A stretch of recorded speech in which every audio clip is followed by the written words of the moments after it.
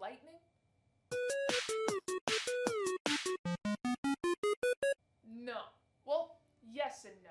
Yes, you can run away from it, but no, you're not gonna be able to outrun it. Being outside during a thunderstorm isn't just dangerous, it's stupid. And we all know the stories of people getting struck by it, even though the chances are 1 in a million.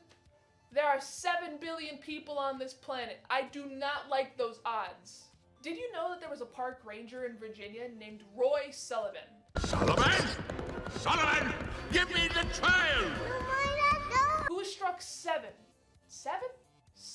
times throughout his life, earning him the nickname the Human Lightning Rod.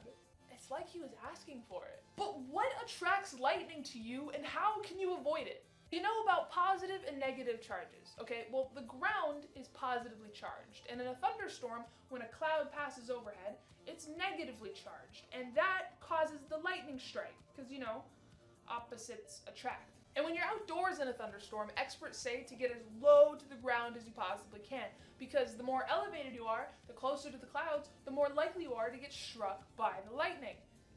And I don't mean to just lay down on the floor, because the ground is positively charged, okay, which means you are positively charged, you're going to attract the lightning. I mean, if you're in the mountains or the hills or something, get the fuck down, try to get to the lowest elevation you possibly can and get indoors. Take it away, Penny.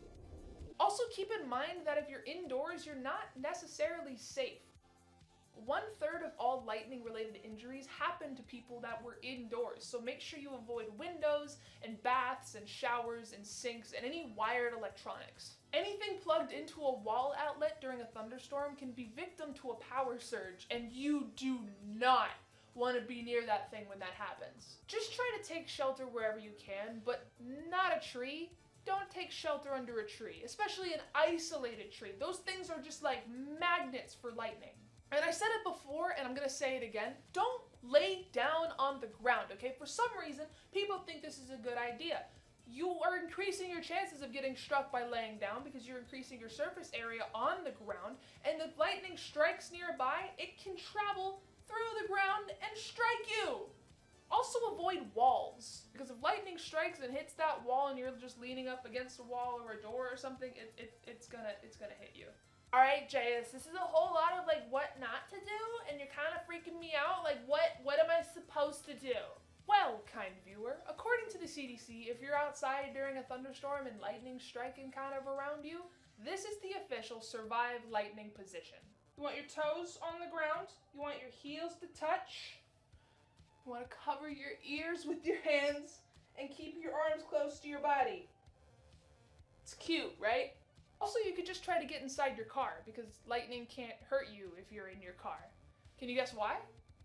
No, it's not the rubber tires or the floor mats. It's not, no. Okay, listen. It's the metal roof and sides that save you, because when lightning strikes, it'll stay on the outside of that, and if you're in the inside, you're safe. Just make sure you keep your windows up. But what is it like to get struck by lightning? I just told you all the ways to avoid it, but why do you want to avoid it? I mean, 9 out of 10 people that get hit by lightning survive it, so like, what's the issue? The damage is catastrophic. The side effects of being hit by that much energy and heat in one blow can cause short-term things like confusion, seizures, cardiac arrest, to long-term things like chronic pain or personality changes. And there are a few different types of lightning strikes, but according to first-hand accounts, they all suck. There are direct hits when the bolt hits you directly, side flashes when the lightning passes through something else to hit you, ground currents when the lightning hits a nearby tree, travels through the ground and strikes you from below, conduction when the lightning strikes a long object like a pipe or a fence and gets you that way.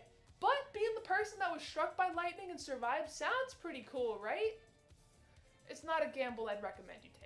An Arizona resident named Justin Gager recalls his experience of being hit by lightning as excruciating, stating in an interview, "My whole body just stopped. I couldn't move anymore. The pain was, I can't explain the pain except to say if you ever put your finger in a light socket as a kid, multiply that feeling by a gazillion throughout your entire body. And I saw a white light surround my body, and it felt like I was in a bubble. Everything was in slow motion, and I felt like I was in that bubble forever. That sounds like hell. So, can you outrun lightning? No, but you can take preventive measures to avoid it. If you enjoyed this video, I'd appreciate it if you dropped a like on it. If you're new here, make sure you subscribe. I got this whole new setup for these educational videos I'm trying to make. So if you liked it, let me know. If you didn't like it, keep it to your fucking self. No, I'm kidding. I appreciate constructive criticism. Alright guys, my name is Bella. You might know me as OnlyJayus. Thank you so much for watching, and I'll see you next time.